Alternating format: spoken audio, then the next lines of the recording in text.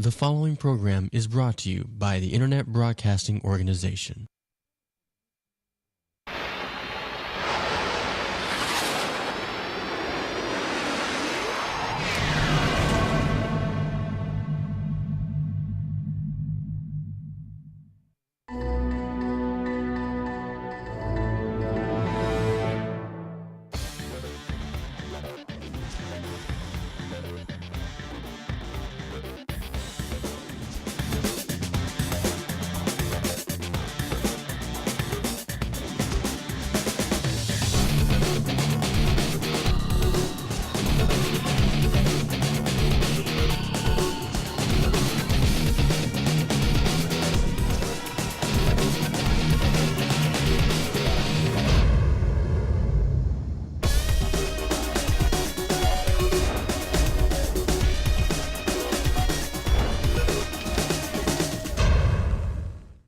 For a long wait, go to patient advocacy. Hey, and welcome to another edition of the Al Young Show. And today I have my two co-hosts with me, Denise and hey guys, Carl. So, hey, we got some interesting things for you this afternoon that we need to talk about. And some of the things that we're going to talk about is going to be very interesting, and I think some of you will get a lot from it. So, Denise, how's things going here? Good. Everything is good. You know, I just was browsing through the Army Times that I do every week, because that's how we get a lot of our updates of what's going on within the military and how we can better serve our veterans. And there's a lot of interesting things. I mean, just on page 4 alone, the new rule as of April 25th with the Army, the Navy, and the Air Force. The recruits in boot camp get a one-time clothing allowance. What the DoD Defense wants you to do with that one-time clothing allowance, specifically for footwear, is to buy American-made shoe. Well, you know, basically, for a long time, you know, when we always talk about buy American, and we don't ever really do it because we buy it where it's the cheapest, you know. And I think it's probably hurt us in the long run, but, you know, that's economy. But I think the military is really saying for a change, hey, we're Americans. Yes, you know, and they want buy American. Right, and they want the money to stay in the country. Yeah. I mean, if we're constantly buying foreign goods, then our money, we make the money here and we send it out the country. Well, look at the Olympics. The one thing that they did in the Olympics was, hey, listen, if you guys are going to wear these costumes and uniforms, we want it to be American made. Yes. And so they went with American there. So now this is just probably an offshoot of the same thing that, you know, when you look at America, if we're going to buy, let's buy American. Well, we have to be careful because so many products in this country are made outside the country. Well, you know, I think that's one thing that you probably look at. But the other thing is, again, even though a lot of foreign products are made overseas and then shipped back, still you have a lot of American companies, and I think what it is, it's like promote your own, do your own thing. Well, not only that, let's keep in mind the military is all about uniformity. Yeah. So if we are telling our recruits that you can buy American-made shoe, it's coming from one specific, not just company, but we don't have all these different brands, and then you have that competition going on. Some of these footwears that I've seen in the military is beyond. Well, you know what? I listen, like everything, the military will go and do something for a while, and then eventually they'll say, okay, listen. It's sort of like in recruiting at one time. And when you go down to MEPS, all of the services had their own particular paperwork that they did for an applicant. So the Navy would have it, the Marine Corps would have it, the Army, Air Force, and then someone got the bright idea, uniformity. You know, let's use one set of forms for everybody. Yes, and that's basically what they did. Now, you might have a small variance in some of the paperwork, but other than that, everything was the same. So there wasn't all this confusion with the paperwork. So I think what we're looking at here is they're saying, you know what, listen, this is America. We have American manufacturers, and if we're going to be running around as Americans, military individuals, we need to have stuff that's made here in America. Of course, Let's support our own. the individuals need to know which is the American-made Well, product. you know, I think it's going to. They're going. Listen, once it starts, watch what they do. You'll know who's American because there will be no doubt in your mind as to when you go to pick up a pair of sneakers. There's going to be a way that, hey, listen, this is American. They're going to give them choices. People will start realizing what's what. Because, I mean, even in Walmart, even the American flag was made in China. yeah, well, see, Isn't that something? but you know, again, that's why I said people are saying, okay, listen, if the American flag is made in China, then something's wrong with that. And Indeed. you know, like I said, if you go back to the Olympics, and they said, oh, no. The uniforms have to be made in America by Americans. Well, you notice the Navy was excluded from this branch of service. That's because they get, Or was that the Marine Corps? the Marine Corps was excluded, will not be afforded because it offers their general clothing Well, allowance. listen, They get a you know general what, clothing but here's the allowance. thing. But the Army, they then get listen. the Army, Navy, and Air Force, they get a one-time clothing allowance for shoes. But you know, here's the thing. Again, uniformity, just like they did at MEPS, it's going to happen with all the services. They're not going to say, hey, 3 services or whatever amount of services have to buy American, and then, hey, you can buy Korean if you want. It won't happen. Well, okay, let me clarify. The Army, Navy, and Air Force give them a one-time footwear. Yep. Not clothing. So let me just clarify. It's not clothing. It's a footwear. So if the military is going to give you an allowance and say you are to buy footwear for PT, they do not want you spending it outside the country. They want that money kept Exactly. in, and that would help to boost morale, Yeah, well- recreation, welfare for Yeah. our troops. But still, listen, I don't care how that goes. Watch a couple of months down the road. They'll be including the next service also. It'll be the Marine Corps has to keep And up that's with the it. right thing to do. So moving right along, the next great thing I Well, want to before talk we about. move along, Yes. what are some of the American famous, well-known brands of American footwear? Well, so Do we far they only mention New Balance. New Balance. So, Okay. you know, as far as running, and I've always heard that New Balance is really gives you that support you're looking for. And, you know, with all Well, our you know- athletes, with all the PT that Yes. they do, Okay. they really need, Well, know, the a main reputable. thing, the main thing is, listen, there are a lot of companies out there that make super high quality gear, and it's just saying, listen, you can go out and buy a Ford versus a Toyota, you know, because it's American made and it's made just as well as that Toyota. So here we go with the things that we're looking at, even in the military, because they keep saying, if we're Americans and we're sending out all our equipment to be manufactured by another country, there's something wrong with that picture. Yes. Exactly. So now it's a matter of fact that, hey, listen, let's correct the picture. Okay. Okay, So let's now- move on. Right. So now AFES is thinking of expanding their online store exchange to all veterans, which is a good thing. It just states here, the Army and Air Force Exchange Service officially wants to expand shopping privileges at the online exchange store to all honorably discharged veterans.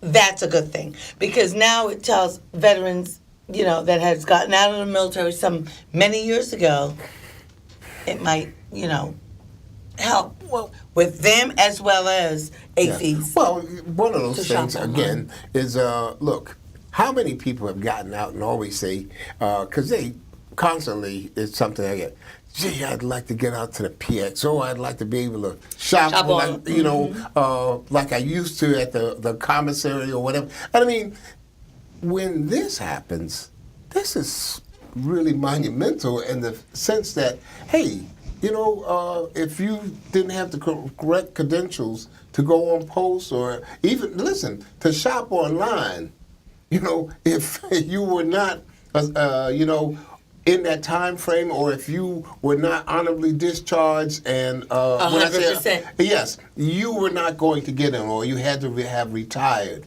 Once you leave the military, hey, those privileges stop. Yes. And Yeah, trying to go okay. online, you couldn't do it anyway. So the main thing here is, all of a sudden, they're coming back and saying, hey, wait a minute.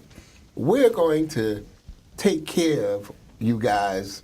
We're going to give you a chance to still shop military, still shop the PX. Well, you know still what that feel like does? a part That of the allows team. almost 20 million veterans, if they do that, to participate and be a patron of ACES. How would they get on post? Well, no, Well, this they're is going on- online. It's strictly online. Strictly online. No, But it's keep strictly in online. mind, if things work out well online, what other things they might open to Exactly. veterans. Look at all So- the possibilities. Yes. Yeah.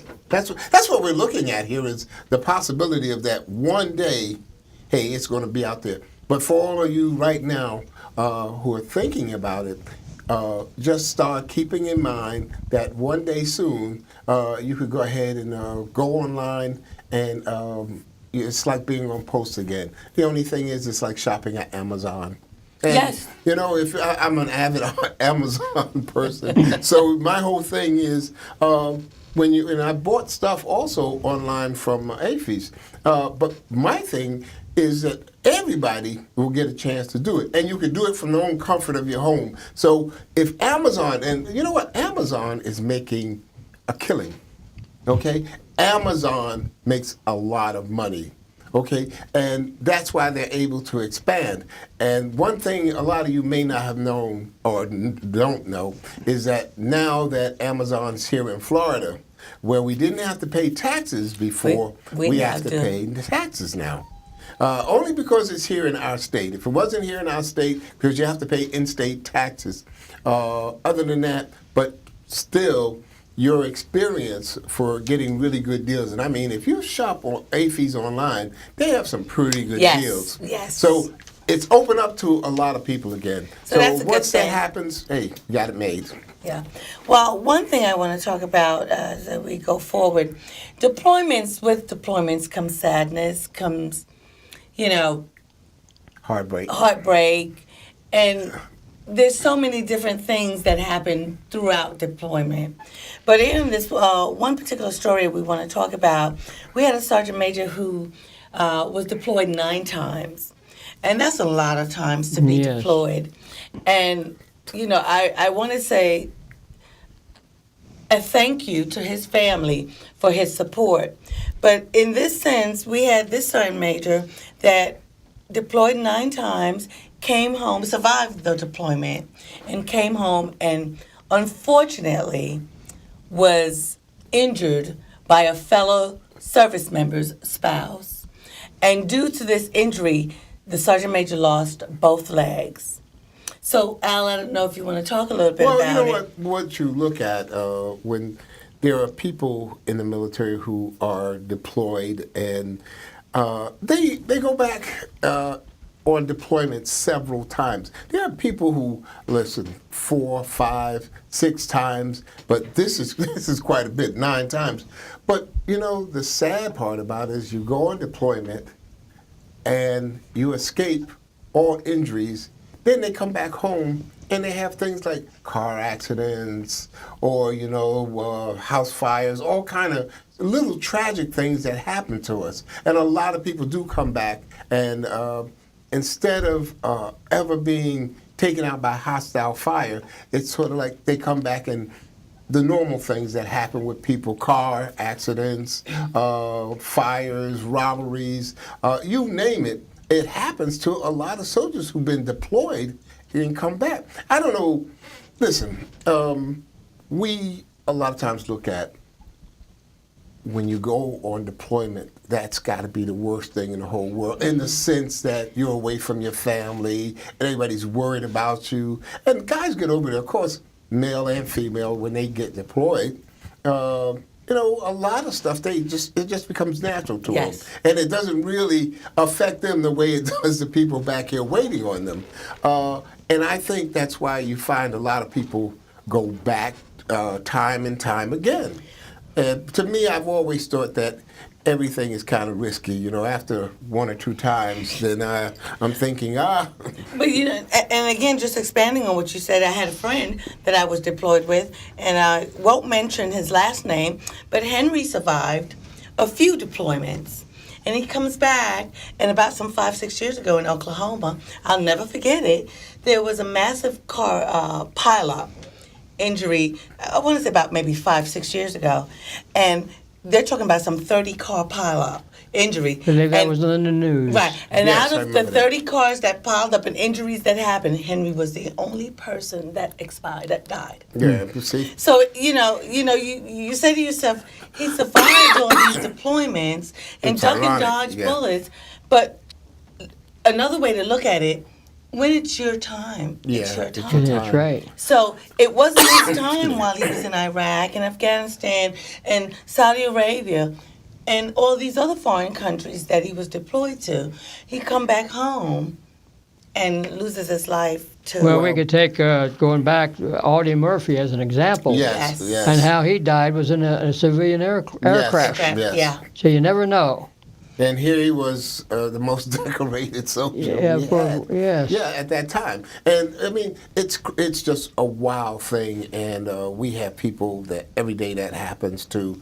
But you know, that's life, and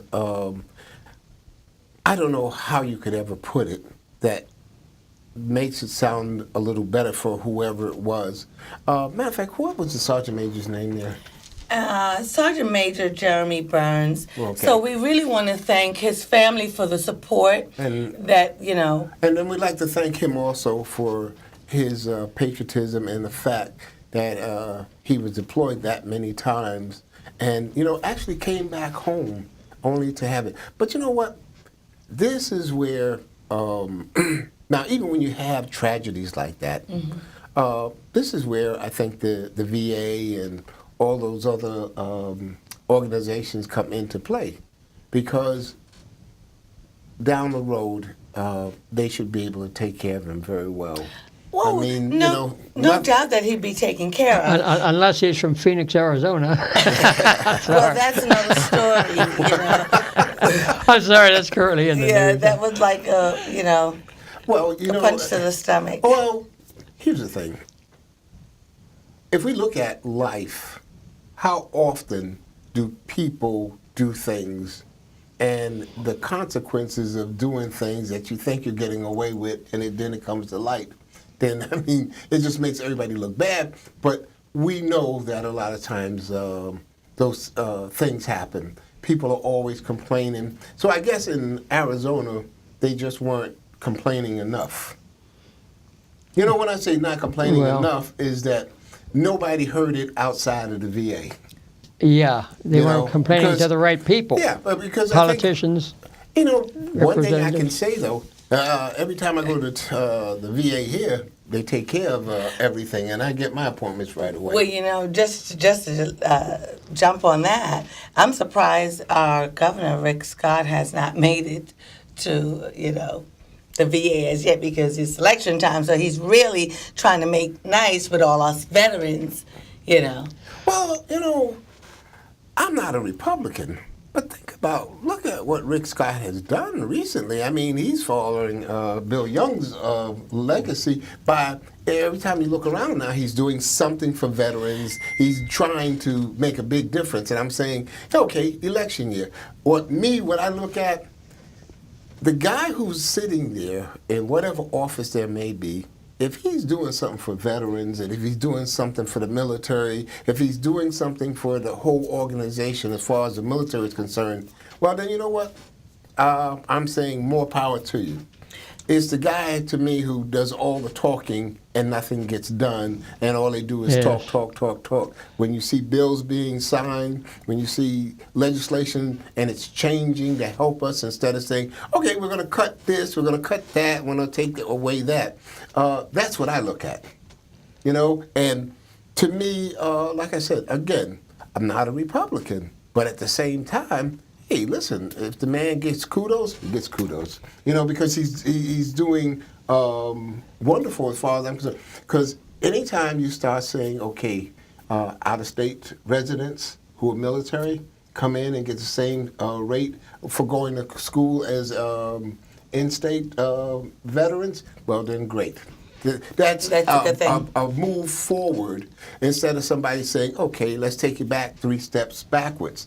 Because every time you look around now, there are changes.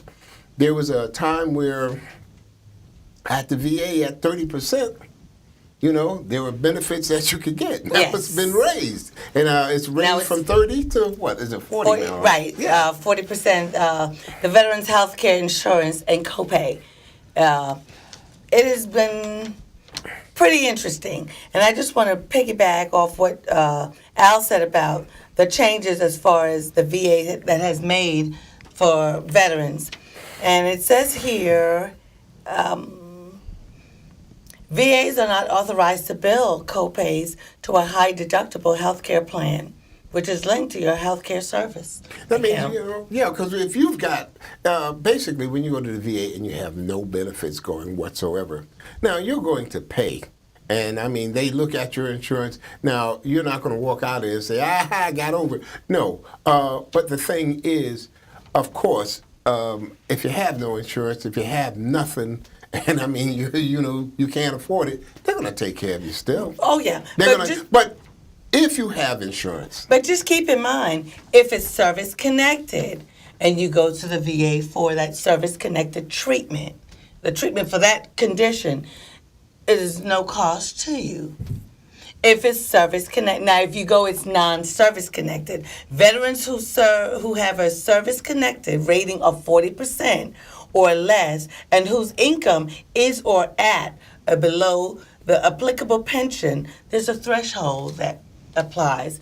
So the VA, I mean, if you have outside insurance, they will be billed as well. So you can have a non-service connected injury and go to the VA. And if you have an outside carrier like TRICARE or whatever other insurance that are out there, the VA will bill that insurance company. yeah, well, And trust then- me, they're going to bill them. Okay. And if you got the means to afford care and you have insurance, then listen, they're not going to let you get away.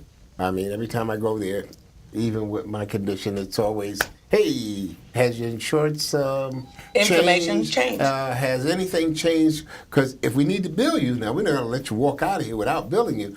But at the same time, if you really need care, they're not going to turn you away. Exactly. Okay? Now, that's the other thing. But if you are a person of means, then yes.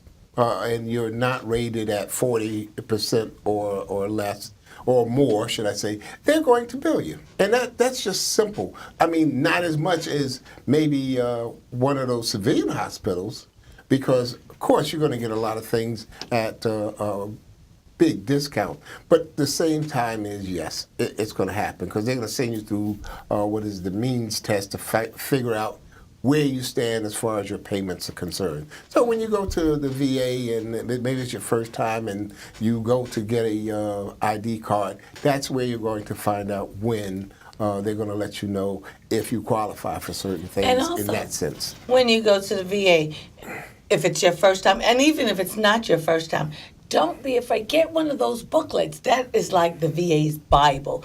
It goes step by step, and it tells you everything about the benefits that is out there for us veterans. So don't be afraid. Get a booklet. Keep it as your Bible, and this way you have a reference guide to go back to. I can better speak up for the Vietnam veteran because we had nothing to do with the VA for many, many years. Right. And so many veterans today, even right now from Vietnam, are mistrusting of the VA. But I have been with the Tampa chapter, the Tampa Hospital, since last summer, and they have changed from years back. So boys, go get your, take your DD-214 and get your card and get the care. Care that you need. Yes. I'm still waiting for my compensation, but It's coming. I keep hearing it. I hope I live long enough. It's Well, you know what it coming. is? It's still the military. Hurry up and wait. Yeah, You yeah. know, 'cause, you know, Nothing and changes that along always those lines. happens. And you know, things are got to start changing in the sense that it's not going to take as long to get benefits. If not, then hey, we'll have to do something about that. But it's evolving. It's a lot of things have improved. But again, if people are having problems when they do get to the VA, hey, patient advocacy is where you need to go. I still believe it's the squeaky wheel that gets the oil. But before we go, we really need to talk about, I'm really excited about what First Lady has done. There is a one-stop employment website for veterans that's been launched. It says here, to help veterans leaving the military as it downsizes, and everybody knows all branches of service are downsizing. They have created a one-stop shop for veterans to submit their resumes. It's like a database to go out there and see what employers are out there that wants to hire veterans. And believe it or not, there's so many. You mentioned that you're a veteran, and they're eager to get you because, one, we have good work ethics. Oh, I'm tight-tongued this day. Don't worry about it. Right. They have good work ethics. So therefore, they're eager to get you. Not only that, they want to make sure that they afford you. Well, the other thing is, listen, when you're in the military, you're not just sitting around studying books the whole time. You're actually working in your field. So when they do get you, you have experience. You have that work experience. And listen, in the military, doggone well, you don't do your job. You're not going to stick around. Because when they have cutbacks, they have people who get cut out. Yes. And they cut out a lot of people out. So if you're not in that upper echelon amongst people who are going forward, well, then you get left back. Right. And especially when during Vietnam and during any other time where the military started getting rid of people, I mean, when there wasn't a conflict going on and they were downsizing, hey, everybody goes. Right. Yes, I mean, everybody goes. Unnecessary jobs. Well, it's, what they do? They look at people and they start saying, well, listen, are we going to retain Harry? And maybe Harry had an Article 15 at one time, and now, Harry might be totally changed, but that Article 15 still lingers. Hurts Harry. Yes. So there's a lot of little things that they start looking at all the time. They really scrutinize your records. Well, just on the Army side of the house, and I can only speak for the Army because I've experienced that, they're going back to the uniform standards. Females, make sure that hair is high and tight. There's no locks, and it's always been that way. You can't have locks. No two-strand twists. Fingernails must be clear, polished. So for those of our ladies that are wearing the French manicure and the bright red and whatever other color out there that you're wearing, we're going back to just a clear nail polish.